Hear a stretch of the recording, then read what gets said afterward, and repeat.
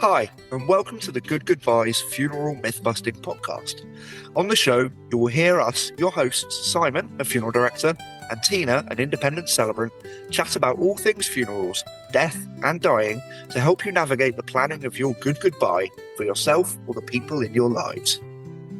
Sometimes we have funeral industry guests, and sometimes we just chat through funerals, death, and dying. We do this with kindness and sometimes humour. We're based in Devon in the UK, and we hope you enjoy the show ahead.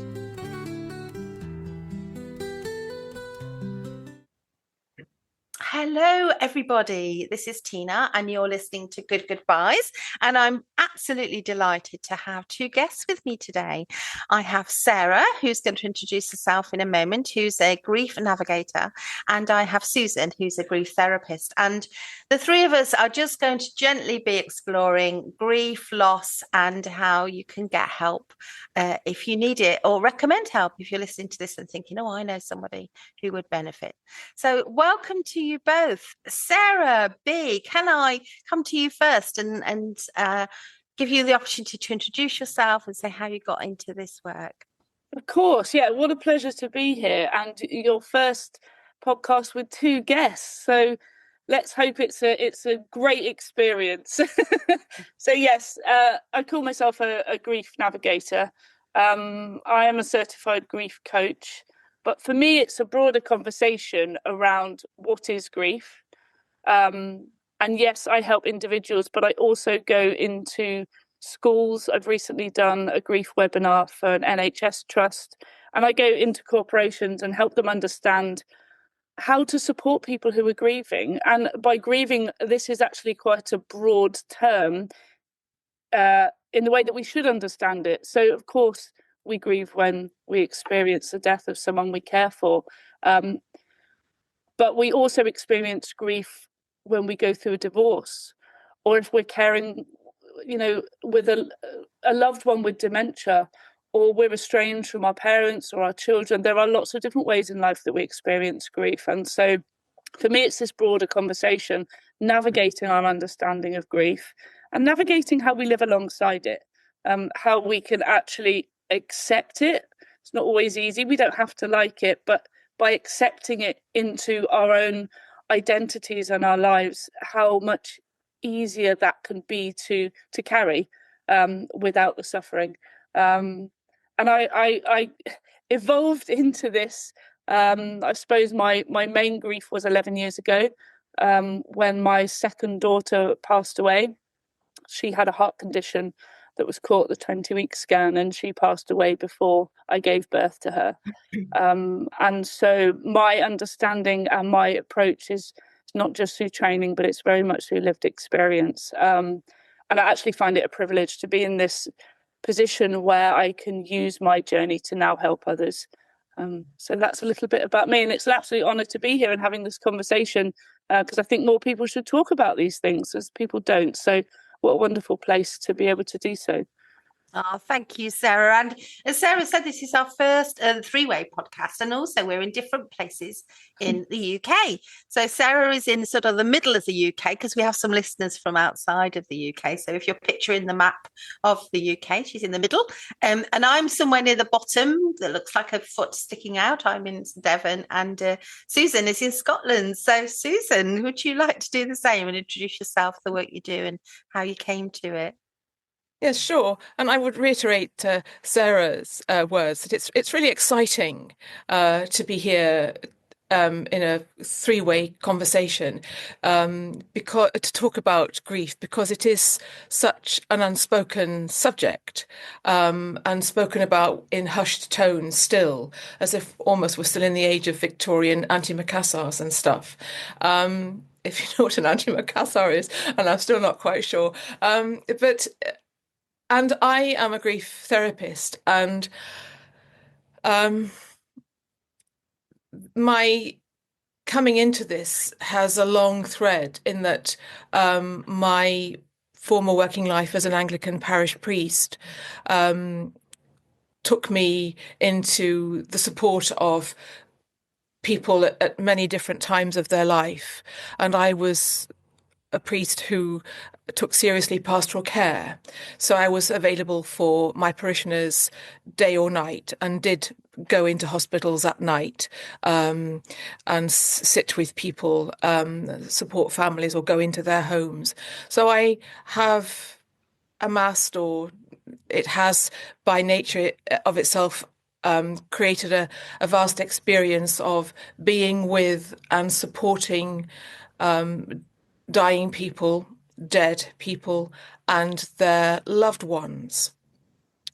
And so I've always taken seriously a person's funeral, always spoken to them before and during and after the funeral. And in the Christian prayers of the funeral service, said those with intention to help them make a transition. But that's a different topic, really. But so I worked in the NHS for many years, and in the NHS you come up against death in so many different forms.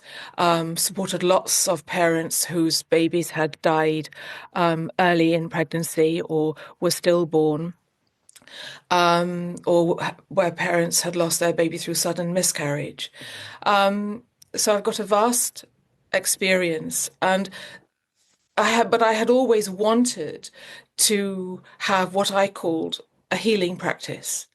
So in 2017, I left the NHS and set up my private practice in grief therapy and shamanic healing, which has travelled with me here up to Scotland. And it is an immense privilege to do this work. And Sarah's right, grief, loss, we often think it's, somebody's died, but it might be a pet, a significant pet. It could be a place where the person has lived for many years and is suddenly required to move, either by choice or necessity. And I remember when I was working in the NHS and supporting patients in the elderly care ward, so many of them never went home. They went straight from the hospital bed to a nursing or a care home, and they never had chance to go back home to gather their own belongings and to say goodbye to a place that for most people they lived in for decades. And that is a major trauma. It's not just a petty loss that can be got rid of and forgotten. And that will affect a person's well-being in their new place of residence. So it can be place, a pet, a person, a job role. Thinking of the losses that many women experience when the last child of the family flies the nest. That can be a significant time of mourning and a time of confusion as to, who am I now? Now when the children I've reared and nurtured no longer need me in the way that they once did, whether or not the woman has worked as well. So there are myriad kinds of losses, and there are what we also term, and I think Sarah may also know well, non-finite loss, where a person has experienced a significant loss, but the person hasn't died. And that does cover divorce, bitter divorce and separation. But it can also be when a person has been having an affair and they have kept faith with their lover for many years, and the lover dies. And no, they can't attend the funeral because they were never known by anyone else in the family or the wider social circle. And that is a significant loss, because it's like a double whammy. So those are just a few examples of the myriad types of losses. And then we get on to the losses which come about gradually, seeing a person with dementia slowly fade from view, or the violent sudden loss of someone losing their life in a terrible accident or taking their own life. So and there is so much trauma entailed. And we don't always know that the person is traumatized, nor do they. No. And as I'm listening to you both, I'm thinking how we forget the relevance, the massive relevance of loss and gain throughout the various points in our life. And I'm thinking of those. I mean, many of the things that you both said they are transitions. Some of them expected and potentially desired, and some of them definitely not. Some of them unexpected and not asked for by anybody. And I think it's kind of really interesting. I'm also was reflecting on my thoughts about my daughter, who's just finishing her 3-year university degree, transitioning from that identity, that lifestyle, to the world of work and adulting. I think it's got some of the younger folks would say. It's just like, there are these moments, aren't they? There are these moments in time when there's gain and there's loss. And so it's really, really interesting. I was going to ask you both, what do you notice about what people expect grief to look like and then how it shows up? Because, I think there's a lot of kind of perception of how it will be, and then you have your own lived experience. What do you notice when you're working with people about what people think grief is and then how it shows up? Yeah, that's really interesting. I think because it's not spoken about enough in society, and we fear grief and we fear death, I think people seem to automatically assume it's a bunch of emotions and nothing more. But of course, grief affects us emotionally, cognitively. It can bring about a sense of numbness, which I think can be confusing to some people. They think, gosh, I don't feel anything. I don't feel sad, or I don't feel angry. And quite often that can be a transitionary phase. It's a survival technique within your body. And it can be very, very physical as well. We hold grief in our central nervous system. It affects our sleep, it affects our digestion, and it affects so many things that we don't, even when we're grieving, people don't assume is part of their grief, that it might be something else, or they might be ill or unwell, but grief affects us in so many different ways. Even spiritually, there are quite a lot of people who I've spoken to who start doubting things that they've always just believed as truths, and so it's a huge transitionary period. And I think people don't realize the effect that this has. And it's interesting, both of you mentioned identity, and this is something that I wanted to touch on, because again, I don't think people understand how much about identity is actually linked with grief. So when we're grieving, no matter what we're grieving, we're not just grieving the thing that we've lost, or the person that we've lost, or the status that we've lost. We're actually grieving who we were when we had that person or that thing in our lives. And so the grief, it's always complex. There's no simple grief. It's always complex. But the levels of grief, and I think understanding that and even going, well, that makes sense, actually. I hold a monthly gathering online that's completely free, where people can come and talk about their grief and just sit alongside it and give a bit of space to it. And I actually had 2 women who were breast cancer survivors come. And they were talking about how actually they're finding this period the hardest of all emotionally, because everyone's looking at them going, oh, you must be so grateful that you've survived this, you're in remission. But they've been surviving for so long through the treatment, and now they're grieving. And one of them said, I'm grieving who I was. Like, they absolutely knew this and felt this. Their body has changed physically. Parts of their body have been removed. Their career has changed. Their perception of the world has changed. Their relationships have changed. They have changed so much that they don't know who they are anymore. How do I live now? Who am I now? Where do I belong? What do I believe in? What's important to me? All of these things changed. And so identity is such a key part of it. And I think just even understanding that, if you're grieving, can unlock thought patterns and perceptions that you never would have explored before, that will actually help you understand how your body and your thoughts are responding to what's happening to you.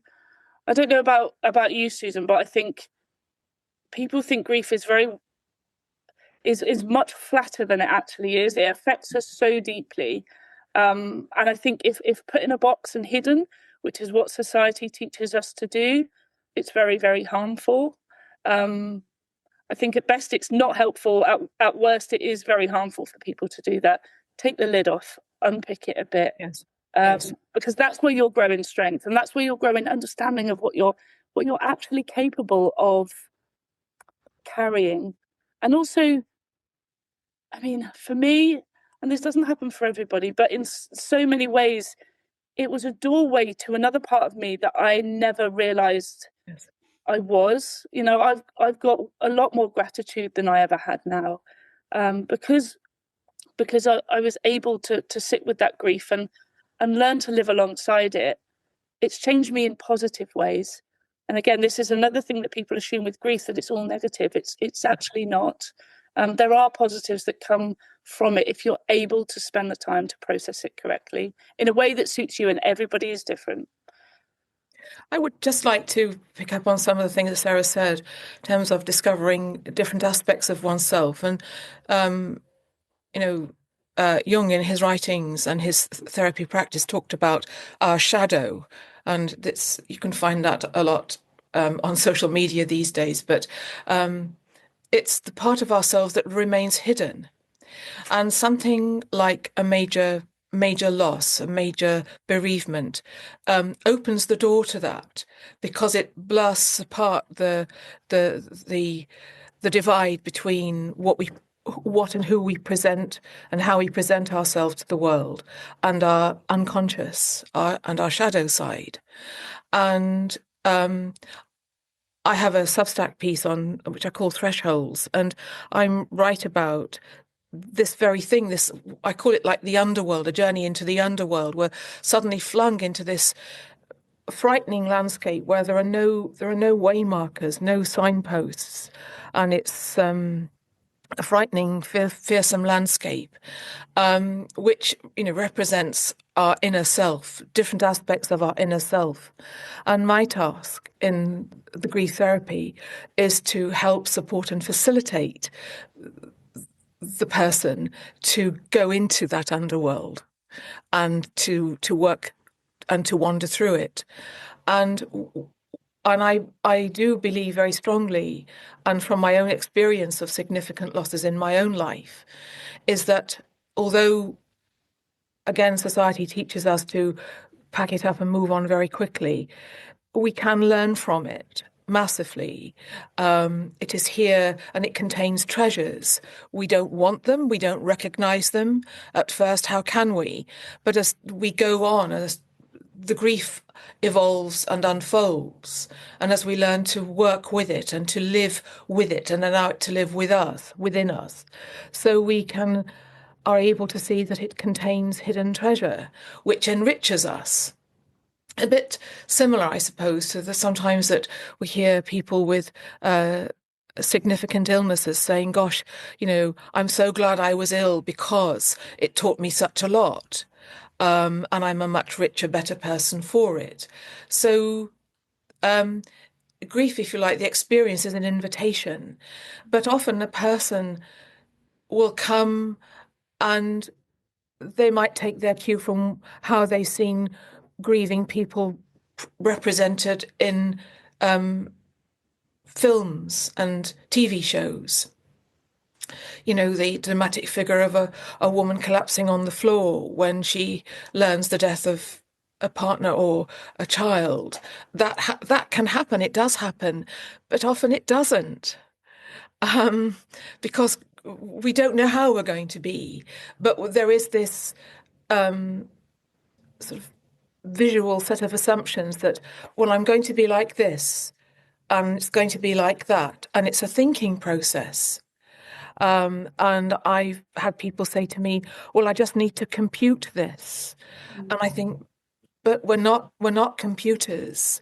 And it is deeper than anything that we will have experienced before, very likely. And it draws out our depth.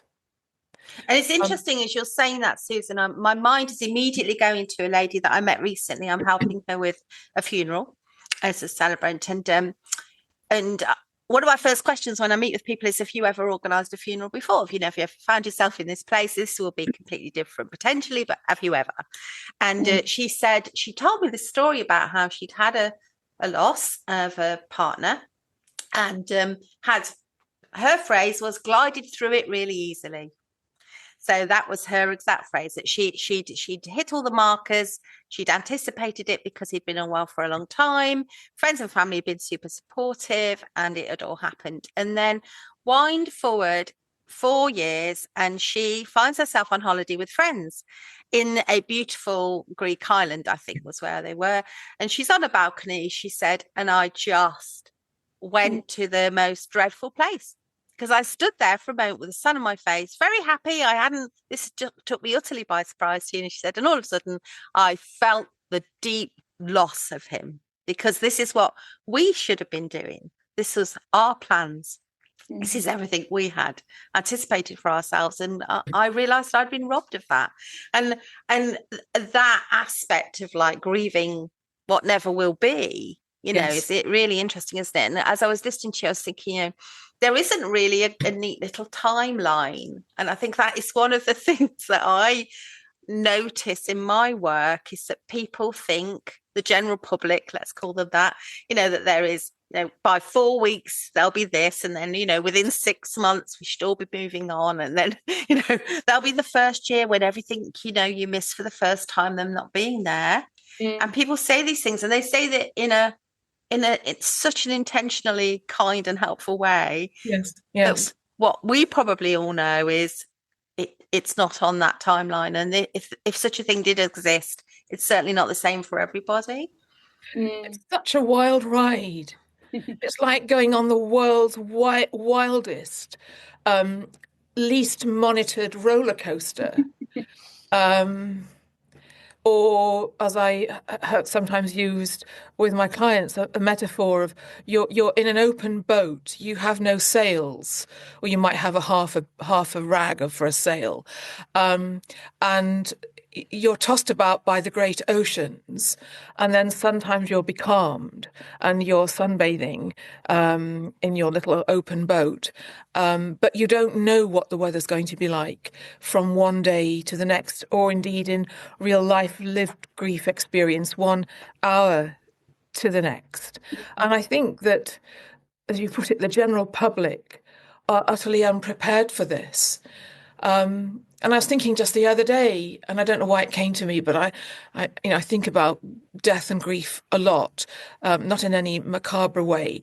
But I was thinking, why is it that we prepare parents for the baby who is to be born, but we don't prepare people how to die, except when they are actually dying?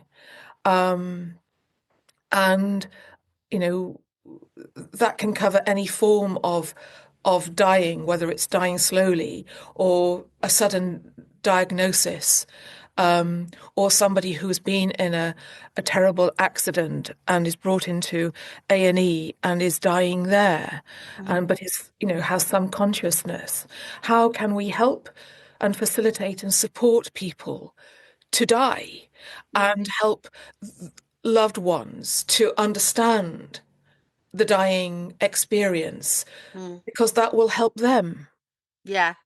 I mean, I'm going to ask you, Sarah, what you think about this, but just before we come to you, I'm just going to let our listeners know that I'll put in the show notes a link to an episode I did with Dr. Lisa Cherry, who had a diagnosis of a life-limiting illness, and although that kind of milestone has changed for her, it's moved further away and it's come closer to her. You know, it's a really fascinating conversation with a person who has been told that she will have less life than she anticipated. You know, so I'll pop that in the show notes. It is interesting. Sarah, what's your thoughts about what we're talking about just now? Yeah, I think it's really interesting. I mean, we're so terrified of death that we don't talk about it. And yet the absolute truth is we're all going to die. And that isn't macabre. It's just the way that life is. So to fear it almost seems like we're all tripping ourselves up, which seems a bit bizarre. And I think there's been attempts to try and understand it.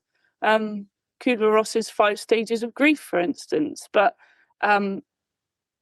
it doesn't come in stages. And actually that was created to help somebody who was given a terminal illness understand the process of dying for them. But it's been applied to all grief. And I think to some people it might be a comfort. Oh, we've got these 5 stages that end in acceptance. Oh, and then we can tick the box and move on and everything's fine. That, I think, before you experience a deep grief can be comforting.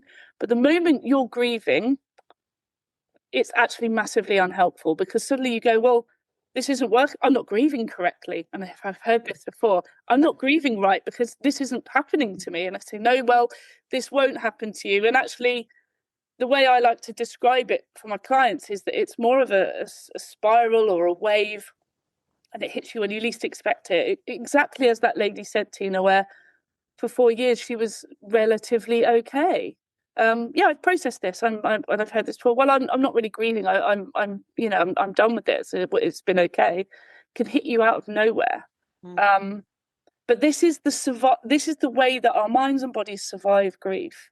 It might have been that she wasn't ready to have to feel that, to accept that, to bring that out of her body. And in that moment, her body felt safe enough to do so. And this is why I like to describe it as a bit of a spiral, because you hear some people say, well, I constantly, anger keeps coming back. I'm in Groundhog Day. I'm not processing this. I'm just in a loop. I'm in a repeat. I'm not getting anywhere. And I say, no, this is a spiral.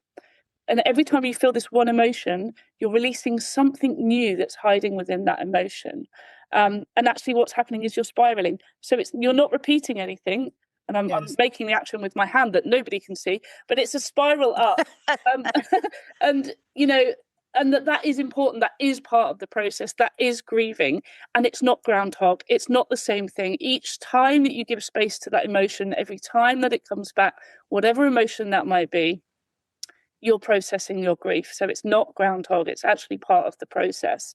And we can feel so many different things. I mean, and I remember feeling, and this was something that I found very, very difficult for many years. I knew the exact moment that my daughter Rowan died. And in that moment, I felt relief, which was so shocking to me. I was in truth disgusted with myself. What kind of parent feels relief? Who was I? What did this mean? And I pushed it away for a long time because I couldn't understand it. But when I gave space to it, I realized that actually, I, of course, wasn't relieved that she'd died. I was relieved that I had survived it. I didn't know how I was going to live beyond that moment. And she was no longer in any harm's way. We were told that if she'd got to full term, that the chances are she might have been in pain and there was nothing they could do for her.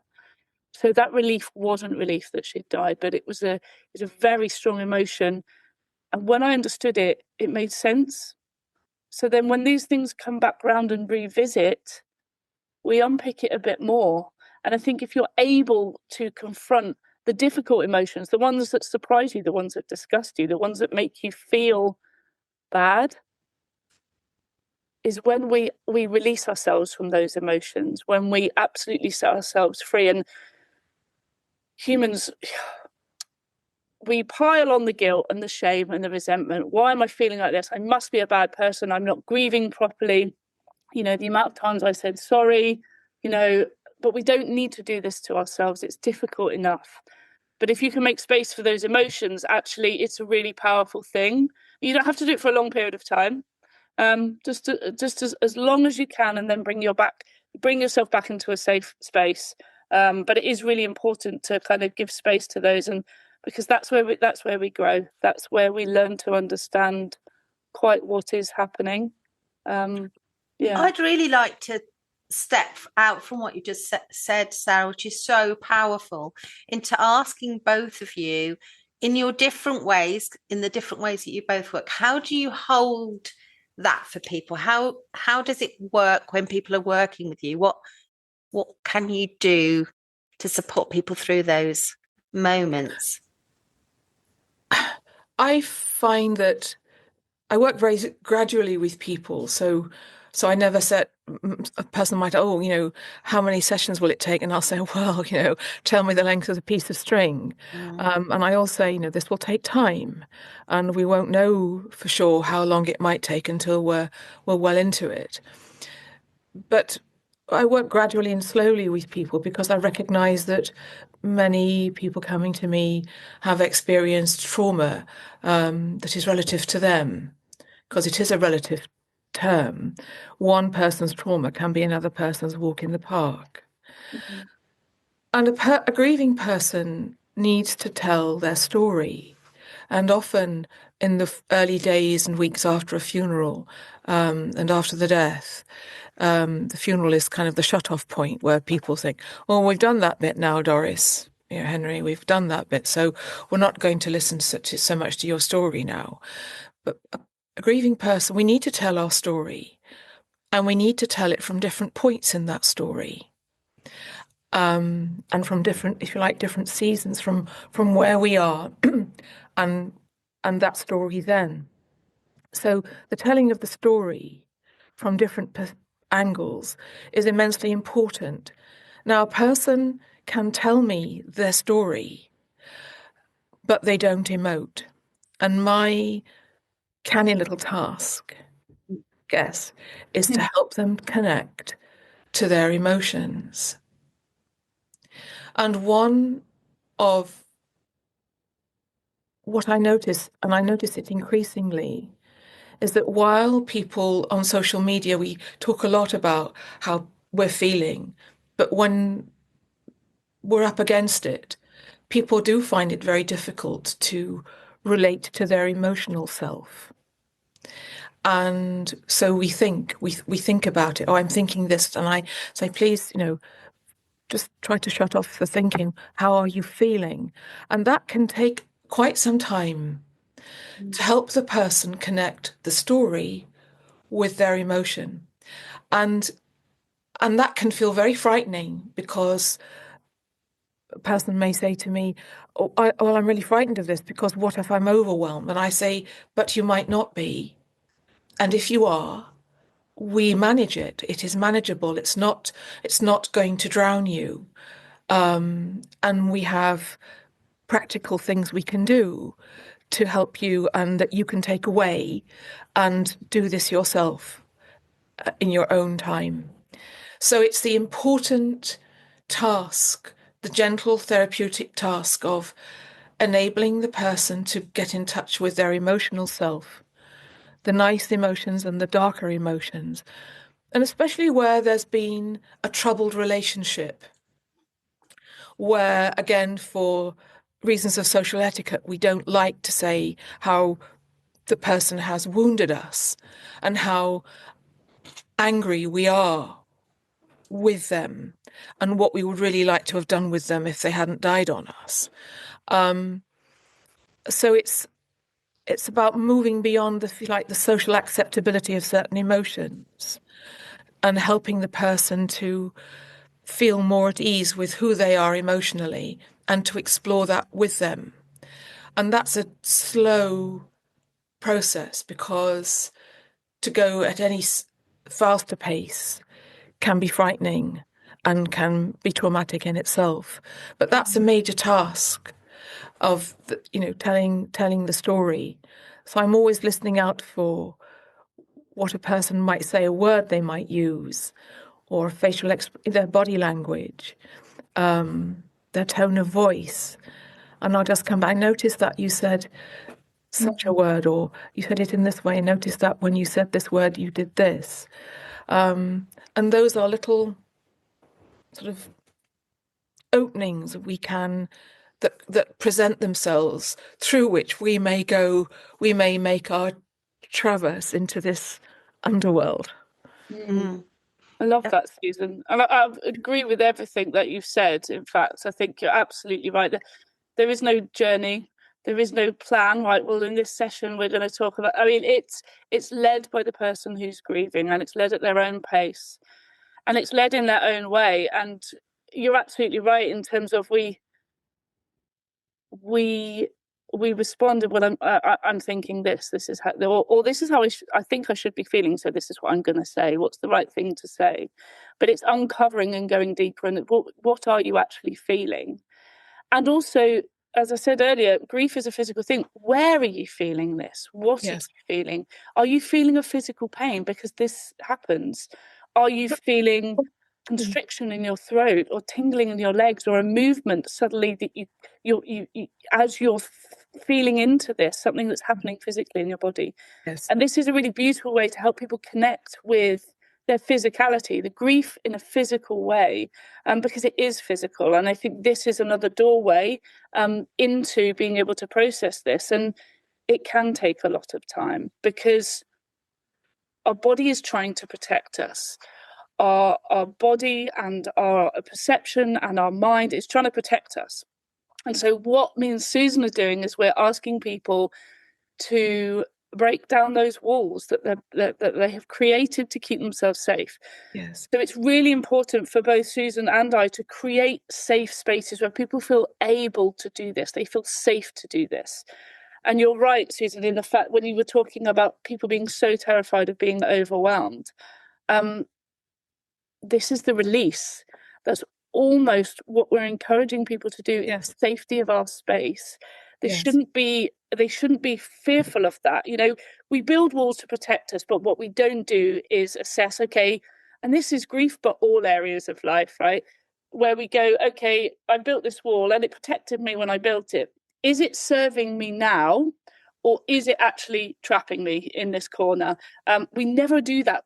We never do that. So we live our lives with all these walls, half of which aren't serving us anymore. So it's about breaking those down. So it's about feeling safe to do so. You know, and I very much feel, this is my lived experience, but I think all humans are like this. And stick with me on this, because it's a bit of a it's a visual kind of metaphor, but I think we're all seeds. And the analogy is very much so. In fact, I'm surrounded by my tomato plants, of which I've grown far too many this year. But seeds have to split. In order to grow, they have to split. You put a seed in the ground and it doesn't break open, it doesn't grow. And I think we're the same. And I think if we feel safe enough to allow ourselves to break, to let out what's inside, to truly feel it and experience it, this is when we grow. This is when we grow as humans. And we are fearful of it. And I hold my hands up, I absolutely was too. And there's still moments in my life where I'm fearful of that. But I just try and remember, this is a place where I have the opportunity to grow if I feel safe enough to be able to let myself break open and let this out a little bit. It doesn't have to be a full break, you know, but just little by little. And so for me, it's about giving people the feeling of safety, that I'm listening, that I'm there, that if they fall, I'll catch them, and that they can survive this. They absolutely will survive this. Yes. And that they can be stronger because of it. You're right. In terms of a treasure, Susan, you were talking earlier, and I've sometimes described grief as like the most beautiful gift wrapped in the absolute worst wrapping paper. We need to take that wrapping paper off in order to find what's underneath. And I'm not belittling the suffering of grief, because it is hard. But quite often there's more to gain than we think. Sometimes there's more to gain than we've lost, if that makes sense. Yes. It's full of paradoxes. Grief and our grieving experiences are full of paradoxes, and life is full of paradoxes, not neat and tidy. And I say to people, you know, grief is like the most untidy, permanent house guest imaginable, and you have to find a way of living with it and attuning to its own moods, because grief does seem to have its own moods and nuances, which, as I've said, change from hour to hour, day to day, season to season. And that includes, you know, special anniversaries of one kind and another, you know, where people have the worst days before the anniversary, and on the anniversary, the special day, they're fine, or everything is fine up to and including the special day, and then they fall to bits afterwards. So there's this is another example of expectation, the anniversary is coming up. I'm sure that's going to be a terrible day. Oh, well, it's not been a terrible day, but I had a time afterwards. And the other thing I want to pick up, you said break open, and I would agree with you entirely. And people talk about feeling broken, but when, again, they're up against it and they're sitting in our spaces with us, they're afraid of breaking open. They know they're broken, but they're holding themselves together with all these walls and ropes and imaginary things, hooks and claws and things that keep them protected. And we develop an immensely thick carapace, a bit like, the Arnold Schwarzenegger film, he's armed to the hilt. There's a lovely film that's just come out for children. Oh, it's on Pixar. Is it Emo? Where there's they're going into a different planet, and this sort of threatening person is discovered to be not so threatening after all, because they're clad in all this war armor, and we do clad ourselves in armor consciously and unconsciously, but it's very difficult to lay ourselves bare in a safe therapy space, and that's why it takes time to build rapport. And people will say, well, how long will it take? Well, I'll say, well, how long's the string? And, well, can I move to fortnightly? Can we have... I say, well, no, not really, because we have to develop... It's really important for us to develop a relationship, for us to develop rapport and trust, so that as we go deeper into the waters, you know that I will hold you and I will be with you. And we can only do that if we meet regularly, and if we space the sessions, then we lose that opportunity for building relationship and rapport and trust. And those things are the undergirdings of the therapeutic space, without which we can't do very much. I mean, I just want to hop in really and think, as people are listening to this, I used to teach nurses a lot about how to support people through these moments. And I used to show them a clip from a film called Truly, Madly, Deeply. Oh, yes. In which Juliet Stevenson, an actress, sublimely acts this moment in therapy after the loss of her partner, in which she is... I mean, the acting is amazing. She is sobbing, the not polite sobbing, snotty, many tissue, looking dreadful, sobbing with her whole body, with her whole self, her whole heart. She's sobbing. And the therapist passes over a box of tissues across the table, if you can imagine this scene, and says very quietly, "We have 5 more minutes." To which... she gathers herself. She blows her nose. She gathers herself and she says, "Okay, I'll see you next week." And we stopped it there. And I used to say to them, "What do you think is going on? And they were all mainly appalled that the session was stopped. So we can all understand that.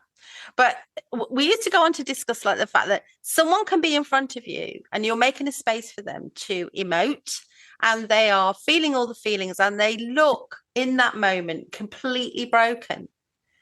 But it's just that moment. People are amazing. They can gather themselves. They can get back on with their life. They can have therapy on a Tuesday, and the following week they can function till the next time they're made a space to have this conversation. So I always think that's quite interesting. And myself and the students just used to talk about how closing people down when they're having these feelings, sometimes it's just a human behavior. We say things like "don't cry," we say things like "don't be upset."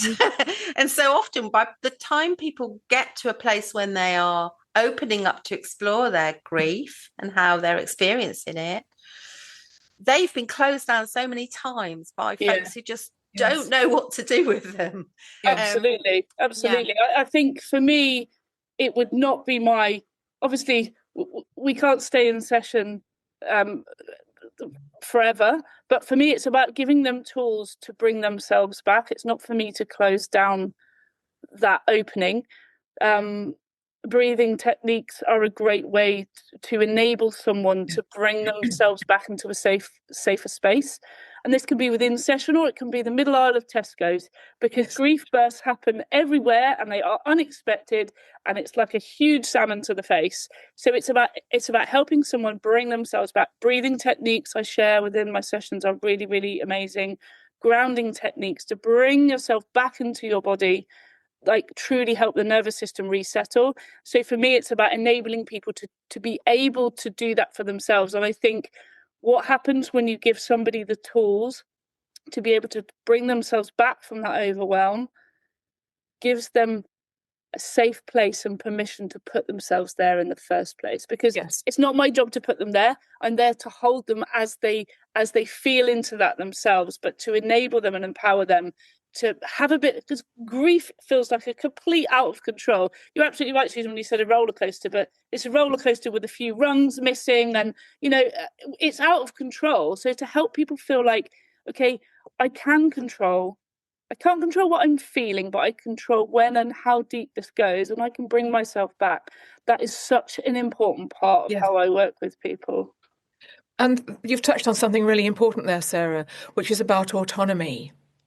And I notice and recognise all the time how grief takes away that autonomy. In the days after the person has died and the time leading up to the funeral, the person is very passive. People do things for them. They may come and stay, they cook and, keep an eye on. And the way in which, utility companies and banks and things seem still to respond appallingly badly to grieving people and helping them to sort out the transfer of accounts from the person who's died to the remaining person, to the living person, because that also undermines autonomy.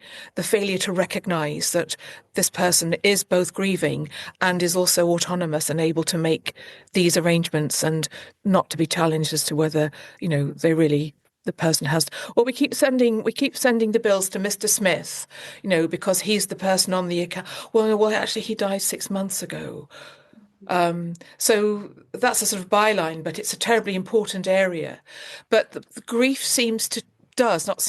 takes away our autonomy, because it seems to flatten us. It's like being squashed under a flagstone.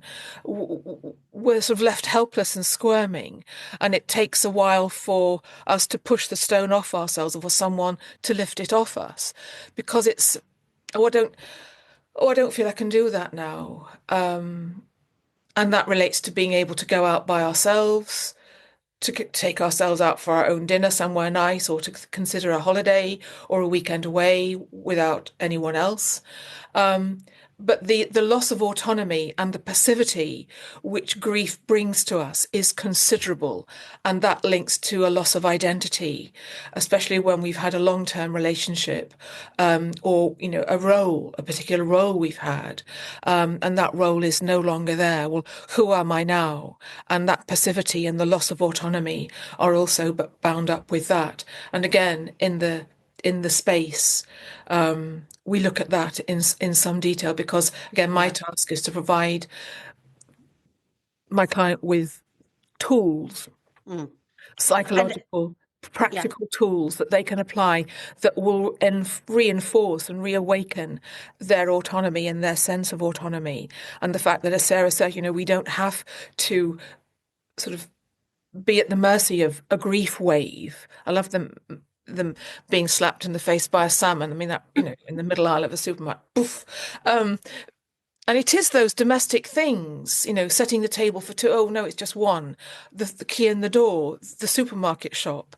But the loss of autonomy and the passivity, and where we are able to give a person practical, therapeutic, emotional tools that will help them, the breath work, the grounding, and other things.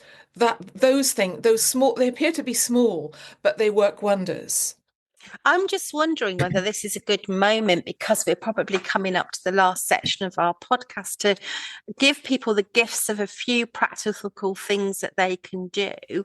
And I think, outside of going into therapy or a therapeutic environment, what can the person themselves do? And we've already started exploring some of those things, so I'm keen to understand a bit more from you both about that.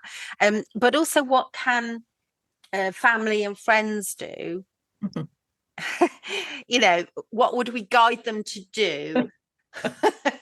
So there's a task for you both. How long have we got? Right, another podcast perhaps. I know. So, if someone's listening and thinking, oh, this is all fascinating, and I'm thinking about it differently, I've never seen it through this lens, what can they walk away think, at least a couple of things that they can be doing to be helpful? Yeah, sure. I think I'll try and keep this brief, but I think one of the things that I find really useful that I always share, and some people might be familiar with this technique, but it's the box breathing technique. So when you're feeling overwhelmed, and this can be grief or it can be anxiety that isn't linked with grief, but when you're feeling overwhelmed, box breathing is a really beautiful way to calm your nervous system. And again, as soon as Susan says it seems really simple, how can breathing help? But it does. It actually calms down your nervous system. There's a physical change in your body when you do this. And it's basically, they call it box breathing because you breathe in for 4. So you're going up the side of the box. You hold for 4 at the top of the breath. You exhale for 4 and you hold for 4. And you can do this in Tesco's.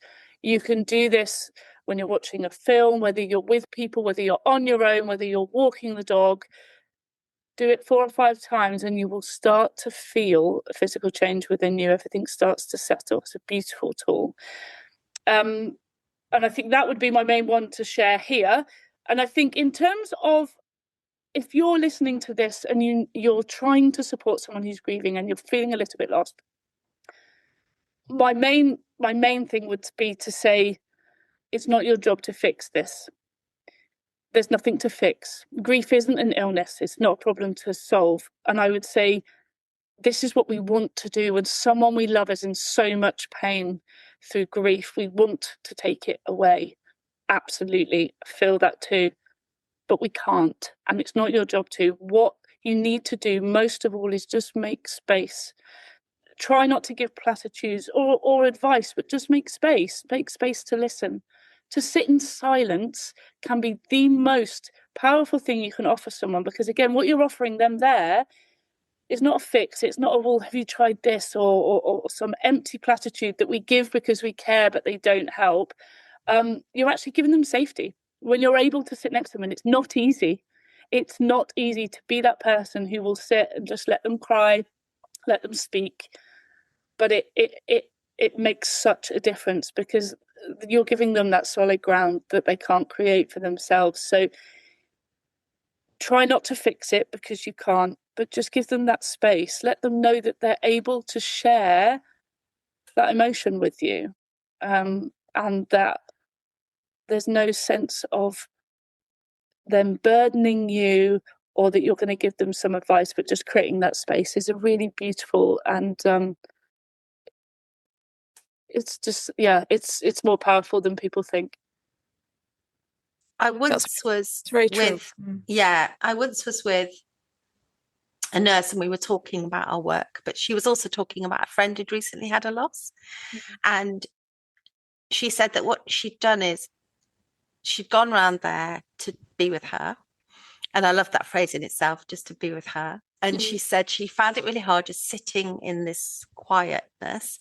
So she said, I just started making scones. And I said to her, do you mind if I make scones? Because I've got to do this for later. And she said, we sat in a companionable space where we didn't speak at all, but I made scones. That's lovely. And they got scones at the end. Yes. I know. And I thought it was a really special example of being with. There's many ways to be with. Yeah. I take that to heart, but I would also want to say that exquisiteness of being with can only come when, I'm going to call her the scone maker, understands what's going on. That's so important. A lot of people don't understand, and therefore the silence is uncomfortable for them, and it makes the grieving person uncomfortable too. So there is a sort of premise, a sort of back step where that wonderful silence can happen, but only when, if you like, the listener, the companion understands what's going on for the grieving person.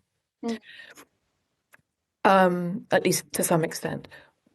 What I would like to share is the importance of naming the person who has died.